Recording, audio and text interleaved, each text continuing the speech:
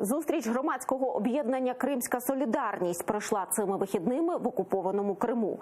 Правозахисники, адвокати, громадські активісти та родичі політв'язнів підбили підсумки місяця, що минає, та обговорили плани щодо подальшої боротьби народу проти свавілля окупантів. Відвідали зібрання і родичі фігурантів так званої справи Віджиє Кашка. Саме зміна запобіжного заходу з тримання під вартою на домашній арешт була однією з тем зустрічі. Нині, коли вже всі четверо чоловіків на волі, цього ж потрібно добитися для ще одного політв'язня – Едема Бекірова. Літній чоловік, незаконно затриманий на адмінкордоні з Кримом, має чимало хронічних хвороб і фізично не може витримувати перебування в ізоляторі. В тот день, когда вышел Руслан Трубач, мой подзащитный Эдем Бекиров остался один. Сегодня мне стало известно от моего подзащитного Руслана Трубача, что вчера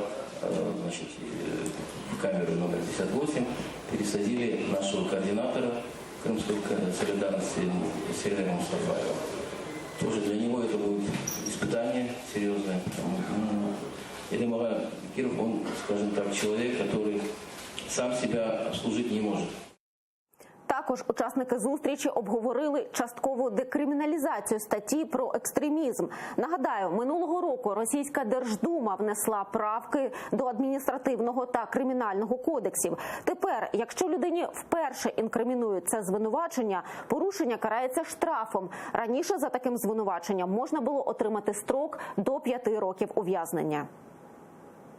Стаття 282, которая благополучно декриминализируется, и многие дела по данной статье уже закрываются. И это, конечно же, очень радует, что уголовное преследование в отношении людей прекращаются. Это хорошая тенденция, когда вот такие, как сказать, глупые статьи, такие несостоятельные статьи, они декриминализируются. Это, конечно же, радует.